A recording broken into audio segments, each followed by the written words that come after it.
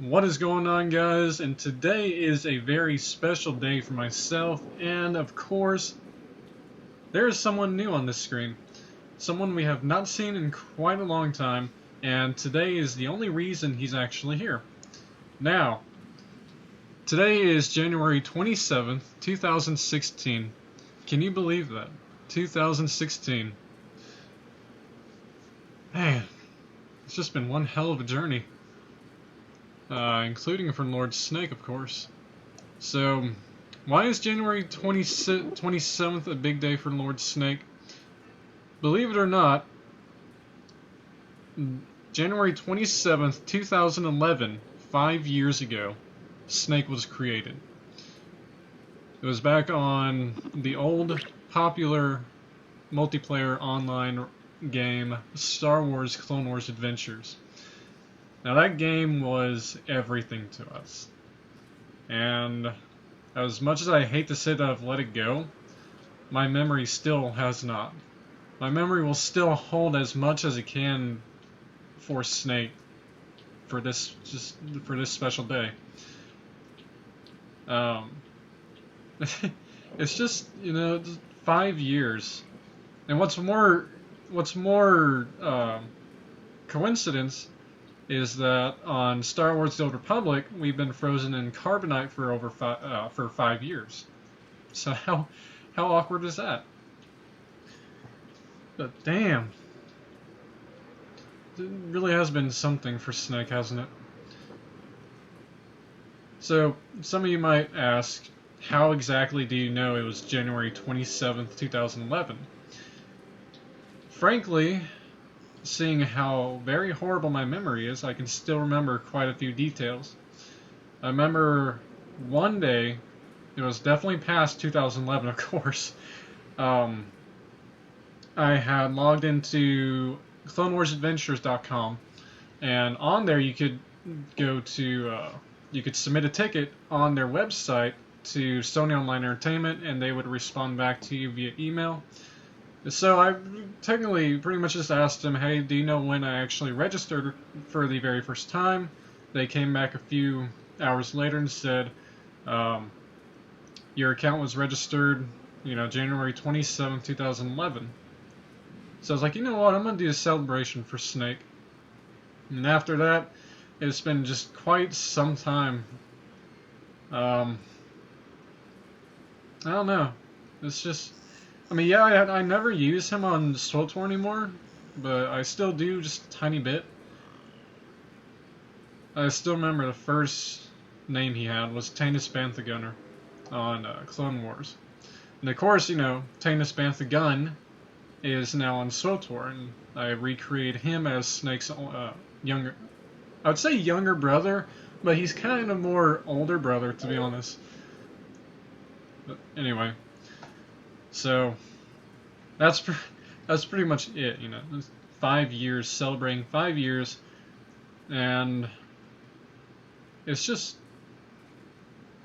I don't know, I can't, I'm speechless, to be honest with you. I'm really speechless, because I don't know what to say. Snake has been in my life for many years. I've created multiple stories of him, of his backstory, of his life, his reincarnation, but now it's just something else.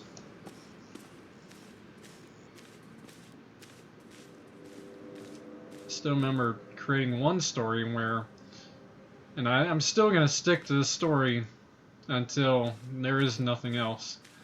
Snake was originally supposed to be a Jedi Guardian, and it's hard to believe. It's actually true. How I made it was his original life was actually trained on Tython, and then it was later on, brought to the Jedi Council and then Jedi Temple, and that's where the Clone Wars Adventures hit, was Jedi Temple's main halls, etc. That's pretty much where he basically spent the rest of his time there. It's just a Jedi Temple. No one questioned him. No one really did nothing, and then soon after he just pretty much walked on the dark side of the Force, and then here he is. just a fearsome Sith Lord or a Dark Lord of the Sith. I've always thought he was Dark Lord of the Sith, to be honest with you. But anyway, I'm gonna pause this so I can get a little picture out. Something I've actually created just for Snake, so I'll see you guys in just a sec. Celebrating 5 years. Whoops. Sorry about that. Celebrating 5 years, and it's just amazing how it is.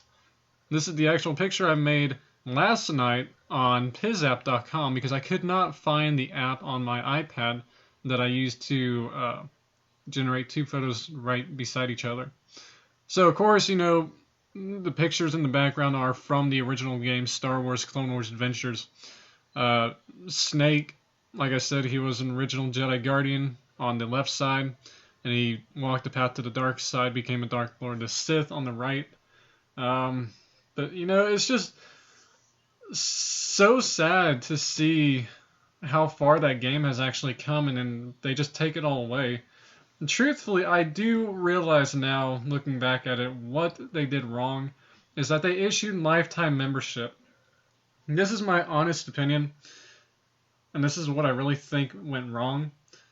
When the game started, I'm pretty sure in beta, they probably released the lifetime membership. They probably didn't have it until maybe a couple months later. I don't know because I was never a beta player on that game. I wish I was because I'd have more memories for it.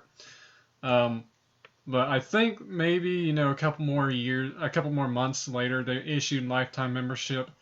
And then that's where everyone was like, hey, I got $50. I can spend that on this and not have to worry about my membership anymore. And that's pretty much what I did. I remember the first time as well, I think I was building something on Ryloth. I was standing up on the top base of it, and all of a sudden all my clothes just disappeared. I was like, what the fuck? So I started looking around and it said, become a Jedi membership now. Unfortunately, I really wish I had that memory of what date that actually was. Unfortunately, I don't, so that's the only thing I regret.